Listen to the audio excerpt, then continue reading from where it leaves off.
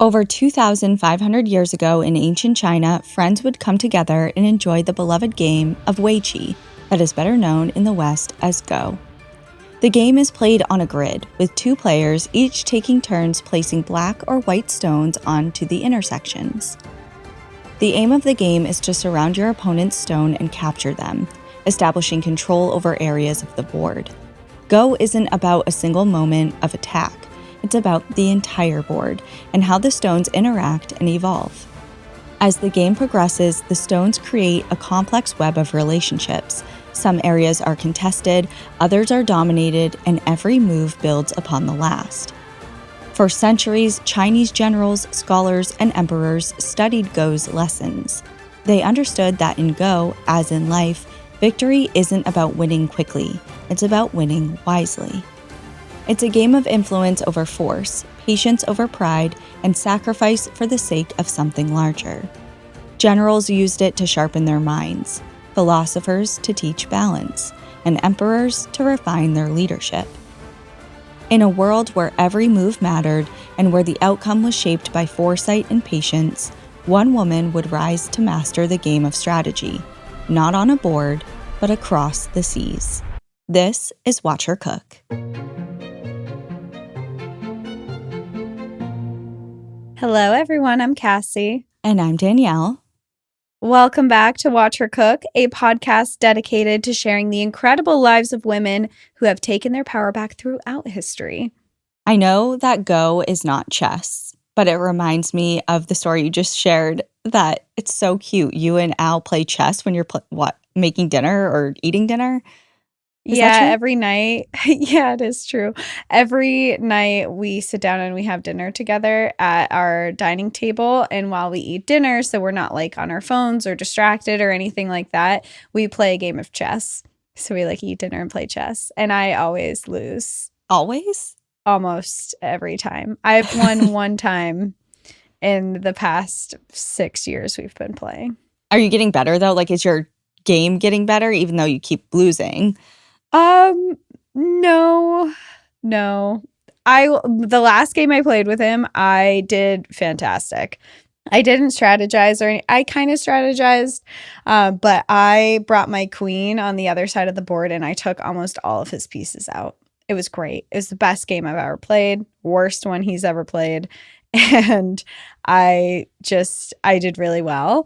But I struggle to choose moves ahead of time, or you know what my problem is actually in chess is I get really excited about these good moves that I have that I don't pay attention to what in mind for the future.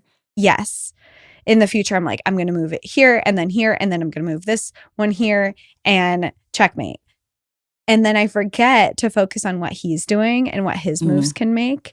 And I've lost queens that way. I've lost, my entire plan has been totally spoiled because of that, where he sits there for a really long time, too long. Sometimes I'm like, can you please move? Because he thinks out his move for a really long time. And then it's worked in his favor because he's won until this last time that we played where he lost so badly.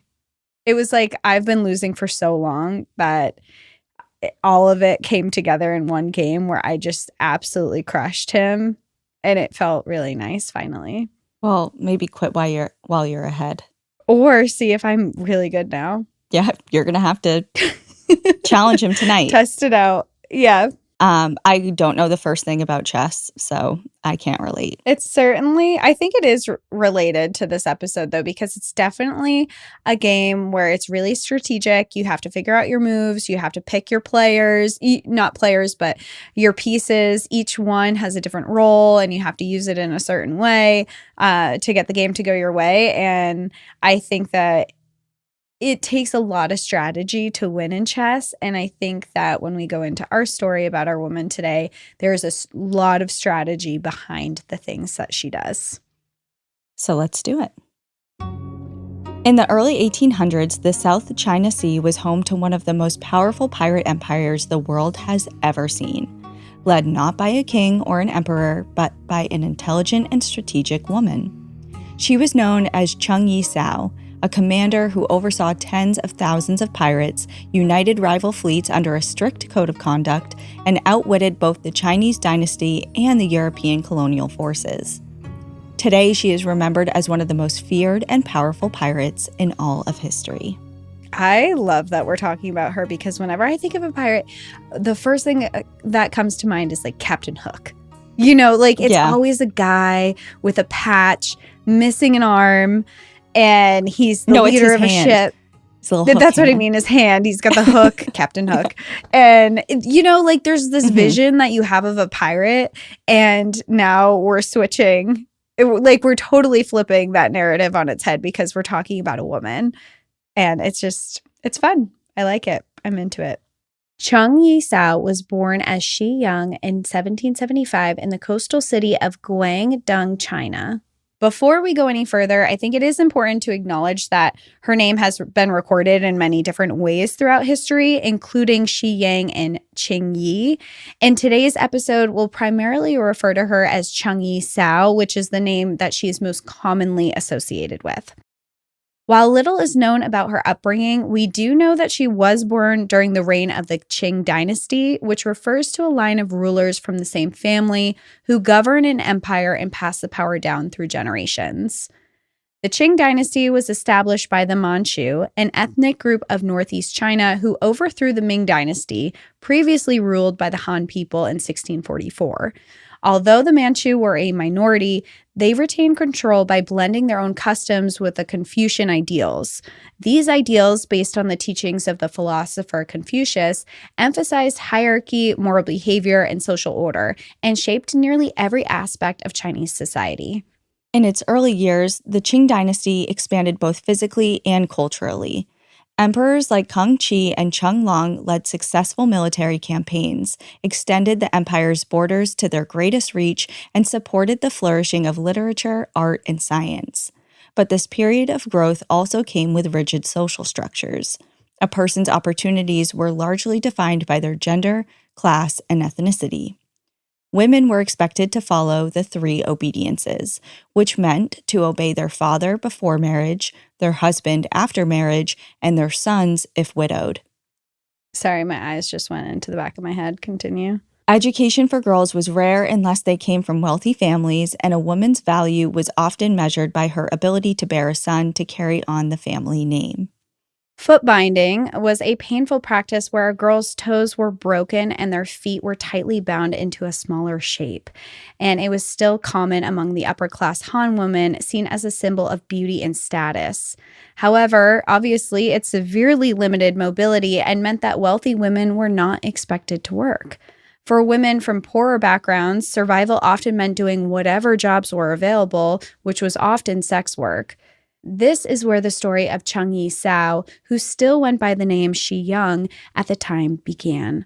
She worked as a sex worker on a floating brothel, commonly referred as a flower boat, where it is believed that she had a reputation as a savvy businesswoman, often involving herself in conversations with the wealthy men who visited. Very smart. Keeping ears open, eyes open at all times. She's like, I might be in this role, but I'm still a businesswoman at heart. And just like that's where lips are loose. You know, it's like people feel relaxed and comfortable and share things that maybe is important information that she could benefit from, you know, like she's surrounded by men in power. Right. During this time, she met Zheng Yi, the leader of a large pirate confederation. It's unclear whether Zheng Yi asked for her hand in marriage or if it was a negotiation on Shi Yang's part, but the two tied the knot and grew both a personal and professional relationship. This is where she became known as Zheng Yi Sao, which translates to Zheng Yi's wife. I like to think that it was a negotiation. Let's go with that. It feels better. Yeah. If she's a savvy businesswoman, she meets this guy who's a leader of a large pirate ship. And, you know, she sees the opportunity here to get out of her work. I imagine it was some type of negotiation. Yeah, I think she was smart and she realized that this is a power move and it would set her up for success in life. So I don't see that being far-fetched at all for it to be a negotiation. But I know you kind of made a comment with your eyes about the 3 obedience rules, laws type of thing. And that's like a tall order to just always, like, no matter who it is, you're always taking orders from the men in your life. Even if it doesn't matter who, it's like your father, your husband, and then your sons. Like, it's never you. It's never you. Yeah, and your worth is surrounded by the importance of men. And you are only important if you can give birth to a son. If you give birth to a girl, that's not the same. It's just, I think it's sad, and I know it was a cultural thing, but it just, I don't like it. Yeah. Well, it reminds me a little bit of and it's not particularly in this context, but do you remember in Disney's Mulan, which is one of my favorite Disney movies of all time, and Mushu, and I'm talking about the OG Mulan, not the remake, the live watched action the remake actually kind of recently. Really? Did you like it? Yeah, I did. I haven't seen the original Mulan since I was a kid, though. But I thought that they did a really good job of portraying the story. Yeah, I did like it. I usually don't like the remakes, but anyways, going back to the original with Mushu, and he's like, shame on you, shame on your family, shame on your dog, or whatever. Like, how he's saying that. Yeah. Like, that's a thing that, like, they're always so concerned about, is bringing shame onto the family, and for whatever reason. And that was a lot of the time based on giving birth to a daughter, because sons were so prized and they were obviously deemed more important. Long gone are the days of waiting to be seen in a doctor's office only to have that awkward conversation with your healthcare provider. Wisp gives you access to sexual and reproductive healthcare from the comfort of your home. Get treatment for BV, yeast infections, UTIs, and much more delivered directly to your home or ready for pickup at your local pharmacy in less than 3 hours. The best part? Wisp is discreet, convenient, and you don't need medical insurance to receive care or prescription medication. Visit us today at hellowisp.com. This episode is brought to you by Progressive Insurance. You chose to hit play on this podcast today. Smart choice. Make another smart choice with Auto Quote Explorer to compare rates from multiple car insurance companies all at once. Try it at progressive.com. Progressive Casualty Insurance Company and Affiliates. Not available in all states or situations. Prices vary based on how you buy. Well, going back into the Qing Dynasty marked the height of piracy in the South China Sea. While piracy had existed in the region for centuries, its rise can be traced back to the policies of the Ming Dynasty. In an attempt to preserve political control and protect against foreign threats, the Ming introduced the hygiene, which translates to the sea ban. This was a policy that made all private overseas trade illegal unless approved by the imperial court. The goal was to limit foreign influence and centralize trade under state authority, but in reality, it devastated coastal economies. With legal trade routes cut off, many communities turned to smuggling and part-time piracy simply to make ends meet. We call them part-time pirates because many of the men had typical jobs, like fishermen by day, and became pirates at night. The sea ban was later lifted, but its impact persisted. When the Qing came to power, they prioritized funding their land-based military, leaving their navy underdeveloped and the coastline poorly defended. In addition, by the early 1800s, China was struggling to support a rapidly growing population, which had nearly doubled since the early 1700s. For Guangdong, which is where Zheng Yi Sao was from, this led to widespread poverty as only a small portion of the land was livable compared to the rest of China, and resources were limited. As a result, piracy became a means to survive. Although the number of pirates grew, they lacked the structure and order that would have been needed to make a big impact. This came into play after the outbreak of the Thai Shun Rebellion in Vietnam, which was a civil war between rival Vietnamese factions vying for control of the region. Pirates and mercenaries, which are soldiers who are hired from foreign nations, were recruited from southern China by all sides, gaining weapons, combat experience, and powerful networks in the process. When the war ended, these hardened pirate crews returned to the South China Sea with organized power and ambition. To eliminate competition, Zheng Yi, who had built his reputation during the Taishan Rebellion, persuaded fleet leaders to join a confederation, agreeing to support each other in conflicts.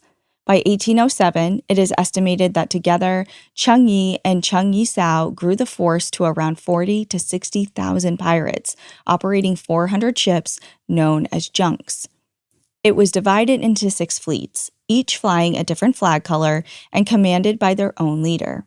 Together, they ran the Red Flag Fleet, the largest in the Confederation. While Zheng Yi led with authority and force, Zheng Yi Sao was the strategic mind behind their success. The Qing government struggled to challenge their powerful confederation, which operated more like a floating empire than a criminal gang. I don't know about you, but I was so shocked to learn the 40 to 60,000 pirates. Yeah, that's a that's ton huge. of people. That's a huge number, but it's also such a large number to control so well. Right. It's not, like you just said, it's not just this criminal gang. It's more of this empire that's being built.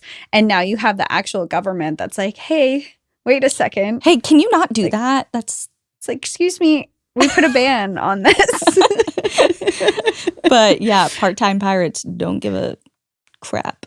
Yeah. And also that's so funny, like part-time piracy. I just have always in my mind been like, okay, if you're a pirate, you're throwing your life away and you're headed out to the high seas for the rest of your life, And it's just like, no, actually, I do that at night.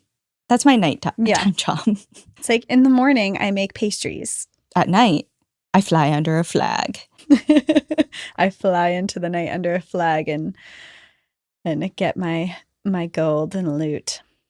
It is really, it's an interesting time. I think that this whole era is very interesting.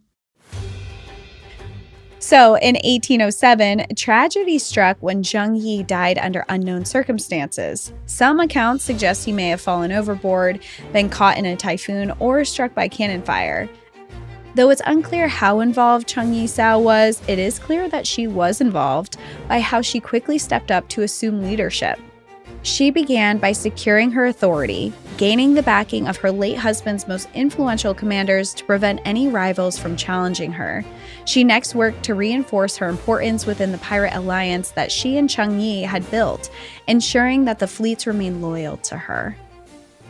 In China's patriarchal society, a woman in a position of power was extremely uncommon, especially for Zheng Yi Sao, who was suspected to have grown up lower class. Historians believe she was part of the Tanka people, an ethnic group who traditionally lived on boats, and therefore would have been exposed to piracy throughout her life. She knew that being a woman in command of tens of thousands of pirates would make her vulnerable. So she solidified her authority by appointing Zheng Bao, Zheng Yi's adopted son, whom she later married, as commander of the Red Flag Fleet, while she oversaw the entire confederation from above. Again, playing chess. Playing Go. Chess. Whatever we want to say. Whichever, yeah. Well, she married her stepson? Yeah, essentially. Okay, queen. They're not blood related, so. So anyway, she marries her adopted son, and then she becomes the leader of this massive pirate organization. And under her leadership, the Pirate Confederation became even more organized as she implemented a rigid but effective code of laws. According to surviving records, some of these include, and I have them quoted because I think that these are really important to mention, quote, "If any man goes privately on shore, he shall be taken and his ears be perforated in the presence of the whole fleet. Repeating the same act, he shall suffer death." That's a jump. Perforated She's ears not messing around. to death. And perforated ears, like, to be clear, like, that's just like puncturing holes in your ear, right? Sounds like it. I think so. Taking a hole punch to It's like a slap on the wrist and then death. It's like, you better listen this time. Hopefully you can still hear after the perforation, but it's like first we're piercing your ears and then death. You're going to die. Well, the next one said, quote, "Not the least thing shall be taken privately from the stolen and plundered goods." All shall be registered, and the pirate received for himself out of 10 parts only 2. 8 parts belong to the storehouse called the general fund. Taking anything out of this general fund without permission shall be death. So you can't steal from them. Don't steal. Yeah, you get 20%.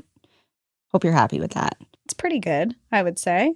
I mean, if somebody offered me 20% for something, I'd say no, but I'm not a pirate. I mean, this is a time people are living in poverty too. So yeah, 20% and not death sounds pretty good to me. I would take it. 20% sure. and not dying, yes. And then this last one was my favorite of her laws. No person shall debauch at his pleasure captive women taken in the villages and open spaces and brought on board a ship. He must first request the ship's pursuer for permission and then go aside in the ship's hold. To use violence against any woman or to wed her without permission shall be punished with death. All right. Straight to the point. Love it. Don't mess with women. Yeah, she's a woman leader, and she says, nope, no violence towards women. Absolutely not, or death. No violence under any circumstance unless it's against men. Unless I'm doing it to you also. Yeah. And their methods of punishment were severe, including flogging, dismemberment, shackling limbs in heavy irons before throwing them overboard, and decapitation. Walk the plank, if you will.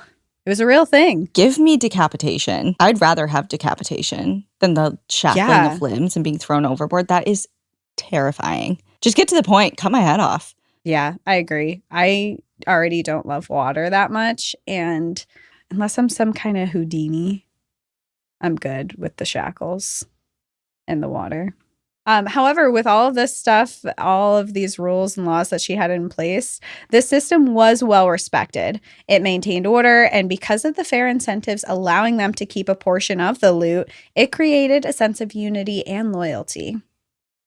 Well, I mean, she obviously has this strict code of conduct, and she's not talking the talk, she's walking the walk. Because without example, I'm sure there would have been problems. But it seems like, at least up until now, everyone is respecting the rules, essentially. And I think in order to gain respect, you have to show that you mean it. So I'm sure she had to do some not so great things to get people to be like, okay, I'm taking you seriously as a leader. Especially as a woman, to come in and be a woman leader after your husband has died. To make sure that people respect you and it seems like fear you a little bit. You have to put in some pretty serious punishment that will make people comply. For sure. And as part of her outlined rules, specifically your favorite one, the last one about women and respecting, you can't abduct anybody from a village, bring them on board and, sexually assault them. Like it has to be, there are certain rules you have to follow.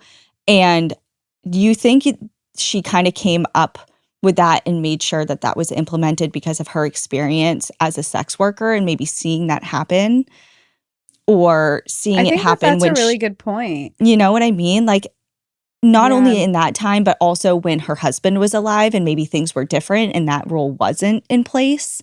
So as soon as he passed away and she took over this role, she was like, okay, we need to change some things around here. And one of them is going to be how you all are treating women. That's not going to fly anymore. Yeah. And I think that that's a great point, is that she was in this industry of sex work and she probably saw some pretty horrific things in her time there. And it's like, okay, now I'm in power and that's not going to be happening on my watch. And imagine the influence. I mean, that's not just like she's in a command of a ship. She's in charge of this entire fleet that has thousands and thousands of people that are now listening to her. So that's a lot of change, at least in that one part of the sea. At that time in history, it's a big deal. Yeah. And to threaten and punish death for defying her. I mean, it's very big. She means business. Switch to Verizon Business and get more from your internet without paying more for your internet. Get LTE Business Internet starting at $39 a month when paired with select business mobile plans. That's unlimited data, and with it, unlimited possibilities. Start saving today with Verizon Business, ranked #1 in small business internet customer satisfaction by J.D. Power. Starting price for 25 megabits per second LTE internet plan with smartphone plan savings, plus taxes, fees, and economic adjustment charge. Terms apply. For J.D. Power 2024 award information, visit jdpower.com/awards. Whatever the occasion, effortless elegance is right this way. Because Hilton brings you new ways to stay courtesy of the Nomad London. And it doesn't stop at award-winning dining in a space draped in velvet and illuminated by vintage chandeliers. No, this day goes beyond with unparalleled personalized service and attentive hospitality. Oh, and did we mention the Nomad London can be booked using your Hilton Honors points at Hilton.com? Hilton, for the stay. Between 1807 and 1809, Zheng Yi Sao and Zheng Bao's confederation ran like a well-oiled business venture. In Guangdong, they took control of the salt trade by hijacking salt junks. Eventually, merchants agreed to pay the pirates a portion of their profits in exchange for safe passage. This business model was soon applied to silk, rice, and other commodities, with reports suggesting that merchants paid anywhere from 50 to 500 Spanish dollars per trip for protection. They established headquarters and financial offices along the sea to collect these payments. They also sent agents to Macau, which was a trade port located on the southern coast of China, to sell merchants, quote, safe passage documents. These were certificates that guaranteed protection from the Confederation's raid if purchased. But their influence did not stop at sea. On land, they built a sophisticated intelligence network, planted informants within local governments, and worked closely with criminal underworlds in coastal cities. Despite their dominance, Zheng Yi Sao and Zheng Bao were careful not to alienate local communities, recognizing their dependence on these villagers for food, gunpowder, and ways to offload stolen goods. By 1809, Zheng Yi Sao was commanding one of the largest naval powers in the world, with an estimated 600 ships and 70,000 pirates. I think that all of this is really fascinating, and I think that their relationship with merchants is really interesting, where they're supplying safe passage. Do you think that this was more of like a cooperative relationship that the two had, or do you feel like they were more taking advantage of people in those situations? It's a good question. I think it may be a little combination of both. I think that she knew she was in a position of power, and she was offering something that they couldn't really refuse. Like, it was a good deal. I think she took advantage of her position of power, but tried to do it in a way that was fair, quote unquote fair, or at least beneficial, I should say. I don't know if fair is the right word. But there was benefit for them in it too. She wasn't just completely wielding her power and obliterating them. And of course she needed them as well. So it was kind of this give and take type of relationship that I think she definitely knew what she was doing with that. Yeah, and I'm sure at this point she has this reputation where obviously they're violent and there's thousands of them. And to be like, hey, I'll give you safe passage, just buy this document. Yeah. It's kind of like it's setting the tone of I'm in charge, but I will work with you. Yeah. I'm not sure if they had really any other choice. So yeah. Right. That. So there is you're either working with us or you're against us. Or you're dead. So is that fair? The safe Probably passage not. Document. Probably not. Yeah. It's just business, baby. Nothing personal. Well, for the Qing government, their fears exceeded far beyond vessel attacks. Zheng Yi Sao was running an alternative economy complete with its own laws, taxes, diplomatic channels, and organized hierarchy. This was humiliating for Chinese and European powers who could not maintain control over trade. It is rumored that the Qing Navy sabotaged their own ships to avoid going out to sea and risking an encounter with her. Things are getting serious. When the military is afraid of you, you've won. You've made it. Yeah. Yeah. That's how I'll know what we made it. When the military fears me, that's when I'll know. Throughout 1808, the Confederation attacked the Qing Navy and destroyed all their defense vessels, and by 1809, were able to unleash attacks inland. By this point, Guangdong was in a state of panic and desperately needed support. As the Confederation was significantly impacting trade for the British and Portuguese, they had previously offered support to the dynasty to which the emperor had proudly refused time and time again. However, the Qing dynasty knew they had no choice but to join forces if they wanted to have a chance at regaining control. This sparked the Battle of Tongcheng Bay in 1809, where the Qing and Portuguese naval forces set out to defeat the Confederation once and for all. On the day of the attack, Zheng Yi Sao had anchored her boat at Tongcheng Bay for repairs. When she saw the Portuguese ship approach, she called for support from Bao and the Red Flag Fleet. However, the Portuguese continued to send their boats, eventually blockading the pirates. Despite being outnumbered and surrounded, the pirates held their ground for weeks. After a sudden change in the wind, Zheng Yi Sao and Zheng Bao were able to break through the blockade, losing significantly less men as their rivals and none of their ships. But the Qing government was not ready to give up. With better focus, they returned with the help of Portuguese naval forces based in Macau.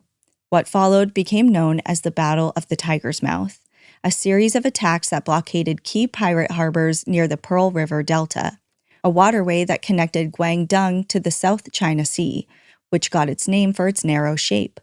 This cut off supply lines and escape routes, allowing them to wear down the pirates. But despite being outgunned, Zheng Yi Sao's fleet continued to resist for months. But behind the scenes, tensions within the Pirate Confederation were mounting. Some fleet commanders disagreed over strategy, others broke rank, and loyalty began to fracture. Zheng Yi Sao realized that a continued fight could be the end for everything she had built, so she took the unprecedented step of initiating surrender, but not without conditions. In February 1810, the Red Flag Fleet anchored in Guangdong to negotiate with officials. The governor general demanded that she and Zheng Bao disband their fleet and settle on land, which Zheng Yi Sao rejected. On top of amnesty without punishments for her and her confederation, she reportedly insisted they retain 80 ships and command over 5,000 pirates. Despite disagreements among her commanders, she pressed on with negotiations, strengthening her offer by requesting additional junks for Zheng Bao's personal fleet after surrender. Lacking leverage, Qing officials eventually accepted her terms, and the deal was finalized in April 1810. Following this, Zheng Bao was granted permission to join the imperial forces, while Zheng Yi Sao raised their children in Guangdong, along with the two others she had with Zheng Yi. It's alleged that she went on to open and operate a gambling house, an unsurprising turn of events for a leader who always knew how to play her cards right. I love that she gets kind of away with the whole pirate thing, and then she just opens a gambling ring. I think she got away brilliantly. I mean, the negotiation, I was surprised they didn't execute her. Yeah. She's commanding 60,000 pirates who have done who knows what to who knows who for many years. And they're like, okay, we don't really have... This is a fight for our lives, too. The government is really at, their wits' end with her. It kind of feels like they don't have much of a place to turn. And they're like, sure, just please stop. It's like, can you please just stop okay. and not kill us? And you can, kind of keep doing it. And she's like, okay, sounds good. I mean, she got away. She got the best of both worlds because she got away with her life and she continued doing what she wanted to do and then started another business venture. She did great. Which I would be super curious to know how that one went, because starting a gambling house, I mean, there was some weird stuff going on there and a lot of money to be made. So I'm sure she made out just fine. Oh, definitely. From humble beginnings to commanding one of the largest pirate fleets in history, Zheng Yi Sao's story is nothing short of amazing. She outwitted a dynasty, not with brute force alone, but with strategy and diplomacy.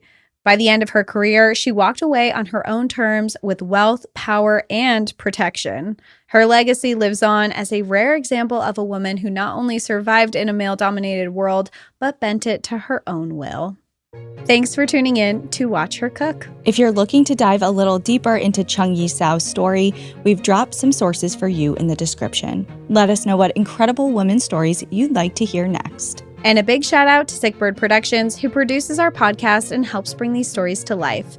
Don't forget to follow us on Instagram at Watch Her Cook Podcast, leave a review, and subscribe for more inspiring stories. Just a reminder, empowered women empower the world. Now let's go cook. See you next Wednesday. You just realized your business needed to hire someone yesterday. How can you find amazing candidates fast? Easy. Just use Indeed. Stop struggling to get your job post seen on other job sites. With Indeed sponsored jobs, your post jumps to the top of the page for your relevant candidates, so you can reach the people you want faster. According to Indeed data, sponsored jobs posted directly on Indeed have 45% more applications than non-sponsored jobs. Don't wait any longer. Speed up your hiring right now with Indeed. And listeners of this show will get a $75 sponsored job credit to get your jobs more visibility at Indeed.com/ARTS. Just go to Indeed.com/ARTS right now and support our show by saying you heard about Indeed on this podcast. Terms and conditions apply. Hiring? Indeed is all you need. With so many options, why choose Arizona State University? For me, the only online option was ASU because of the quality. Their faculty was really involved with their students and care about your personal journey. The dedication to my personal development from my professors, that's been extremely valuable to me. Earn your degree from the nation's most innovative university. Online. That's a degree better. Explore more than 300 undergraduate, graduate, and certificate programs at asuonline.asu.edu.